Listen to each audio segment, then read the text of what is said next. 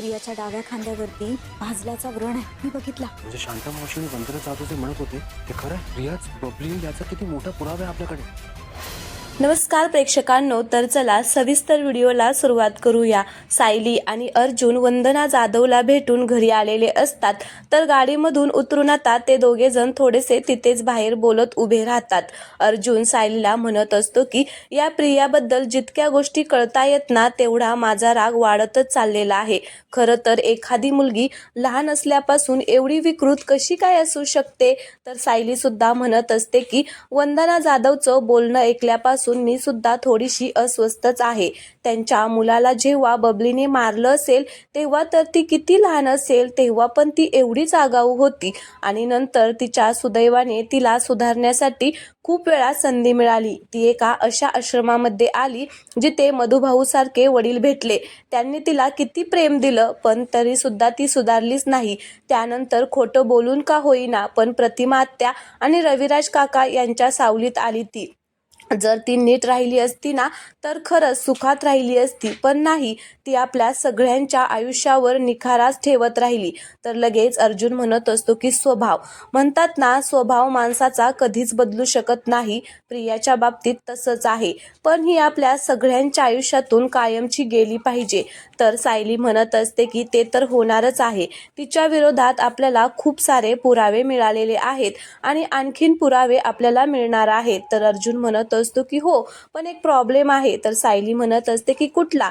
तर अर्जुन म्हणत असतो की वंदना जाधव सगळ्यांच्या समोर खरं बोलायला तयार झालेली आहे, पण जेव्हा ती आता घरात सगळ्यांना सांगेल की आता प्रिया नाही तर ती बबली आहे, तेव्हा तिथे तिचे खरे आई वडील म्हणजे सदाशिव आणि मैनावती सुद्धा तिथेच असायला हवे. तर सायली म्हणत असते की हो. मग अर्जुन म्हणत असतो की पण ते दोघे कुठे गायब झाले असतील काय माहिती. मग सायली म्हणत असते की अहो, हे उघडच आहे, तिने त्यांना कुठेतरी पाठवलं असणार आहे आणि आता जर ते कुठे आहे ते शोधायचं असेल ना, तर आपल्याला प्रियाचा फोन मिळवायला हवा.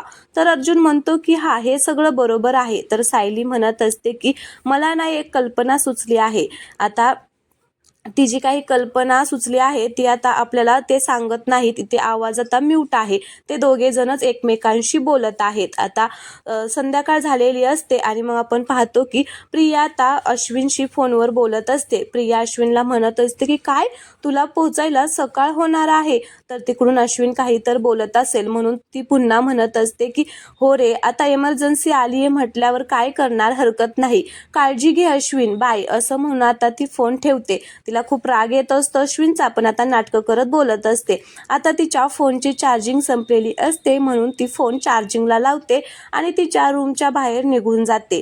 ती रूमच्या बाहेर निघून गेल्यानंतर लगेचच तिथे सायली येते तिच्या रूममध्ये आणि मग सायली दरवाजा बंद करते आणि तिचं कपाट उघडून तिचे आता पर्स चेक करत असते. तिला काहीच सापडत नाही. तर तेवढ्यात तिचा फोन वाजतो. सायली कपाट लावते आणि फोन कोणाचा आलाय ते पाहते.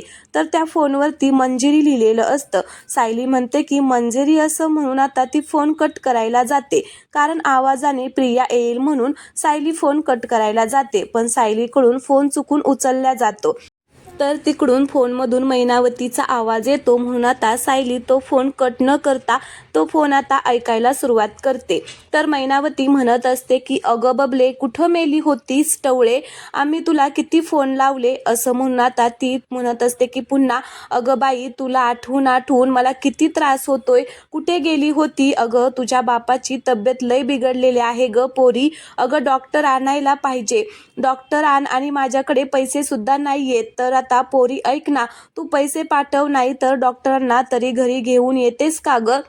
आता मैनावती आता फोन ठेवते आणि म्हणत असते की तिने ना फोन उचलला पण बोललीच नाही. आता सदाला खूप त्रास होत असतो, तर आता तो खूपच डेंजर अवस्थेत असतो. मैनावती म्हणत असते की देवा, आता माझ्या कर्मा काय करू मी. तर इकडे सायली म्हणत असते की या फोनवरती मंजिरी असं नाव आलं होतं, पण आवाज आणि हे जे काही बोलणं होतं ते सगळं मैनावती सारखं होतं. म्हणजे प्रियाने मैनावतीचा फोन मंजिरी या नावाने सेव्ह केलेला आहे.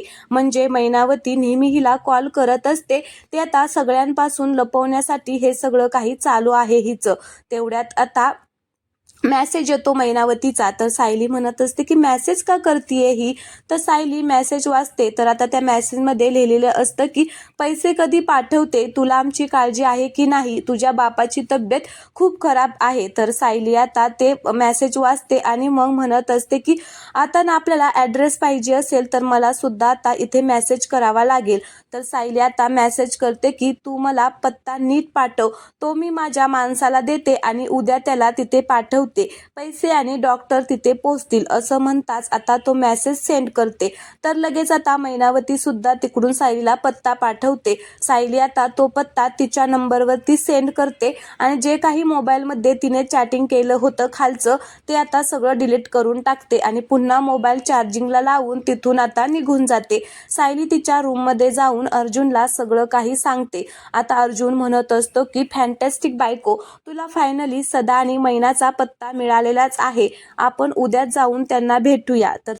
तर सायली म्हणते की उद्या खूप उशीर होणार नाहीये ना, मला तर असं वाटतंय आपण आत्ताच जायला हवं. तर अर्जुन म्हणतो की अगं किती वाजलेत ते बघ ना, किती उशीर झालेला आहे. तर सायली म्हणत असते की मैना खूप पोट तिडकीने सांगत होती की सदाला बरं नाहीये, तो खूप आजारी पडलाय म्हणे. एकतर प्रिया त्यांचा फोन उचलत नाहीये, मेसेजला रिप्लाय करत नाहीये, खरंच खूप काळजीत वाटली होती. तर आता अर्जुन म्हणत असतो की तुला असं वाटत आहे की आपण आत्ताच जाऊन त्यांची तब्येत कशी आहे ते बघायचं. तर सायली म्हणते की हो, म्हणजे अहो अश्विन भाऊजींना तर आपण घेऊन जाऊ शकत नाही, पण एखाद्या तुमच्या ओळखीच्या डॉक्टरला आपण हे सगळं सांगून त्यांना तरी तिकडे घेऊन जाऊया, ते तपासतील त्यांना. तर अर्जुन म्हणतो की कशी आहे माझी बायको, तुला ना देवाने ज्यावेळेस बनवलं असेल ना तेव्हा कसं बनवलं असेल, तुला बनवल्यानंतर ते जे मूळ होतं ना ते तोडून फेकून दिलं असेल. अगं ते सदा आणि मैना कसे वागलेत आपल्याशी, किती फसवलंय आपल्याला, आपले दागिने चोरले, खोटं बोलले, तरी सुद्धा तुला असं वाटत आहे आपण त्यांना बरं नाहीये तर डॉक्टरला घेऊन जायला पाहिजे. तर सायली म्हणत असते की हे बघा, सदा आणि मैना त्यांच्या स्वभावाप्रमाणे वागले आपल्याशी, आपण आपल्या स्वभावाप्रमाणे वागूया. आणि एखादी व्यक्ती आजारी असेल तर तुमच्या किंवा माझ्या मनात ती व्यक्ती आधी कशी वागली आहे हा विचार तरी यायला हवाय का. तर अर्जुन म्हणत असतो की तुझ्याकडून एक गोष्ट शिकलोय बायको, की माणुसकी सगळ्यात आधी येते. बरं आपण आत्ताच जाऊयात, मी त्या डॉक्टरांना म्हणजे माझ्या ओळखीच्या डॉक्टरांना फोन करतो आणि त्यांना त्या पत्त्यावरती घेऊन जाऊया. तर अर्जुन डॉक्टरांना फोन करतो आणि सगळं काही सांगतो, त्यांना पत्ता पण पाठवतो की कुठे जायचं आहे. तर अर्जुन आणि सायली आता सदा आणि मैनाला भेटण्यासाठी तिकडे निघालेले असतात. इकडे सदाला मात्र खूप त्रास होत असतो, तो आता एकदमच बेशुद्ध पडलेला असतो. मैनावती त्याला खूप उठवण्याचा प्रयत्न करत असते की अहो उठा, काय झाले तुम्हाला, उठा, असं म्हणून ती खूप रडत असते. सदा मात्र आता शांत झालेला असतो, त्याला आता काहीच कळत नसतं, म्हणजे तो बेशुद्धच पडलेला असतो, त्याची हालचालच होत नसते. तर तेवढ्यात तिथे सायली आणि डॉक्टर अर्जुन येतात. तर अर्जुन आता डॉक्टरांना म्हणतो की लवकर चेक करा, असं म्हणून आता तो डॉक्टरांना चेक करायला सांगतो. तर मैनावती मात्र खूप रडत असते. मैनावती सायलीला म्हणत असते की मी किती कम नशिबी आहे ग, यांच्यासाठी डॉक्टर सुद्धा बोलवू शकले नाही. तर सायली म्हणत असते की आता आलेत ना डॉक्टर, त्यांना बरं वाटेल, जरा धीर धरा. तर डॉक्टर चेक करत असतात पण आता तो काही हालचाल करत नसतो. तर आजचा भाग येथे संपलेला आहे. पुढील भाग आपण पाहिलेलाच आहे. व्हिडिओ आवडला असेल तर प्लीज चॅनलला सबस्क्राईब करा आणि व्हिडिओला लाईक करा. धन्यवाद.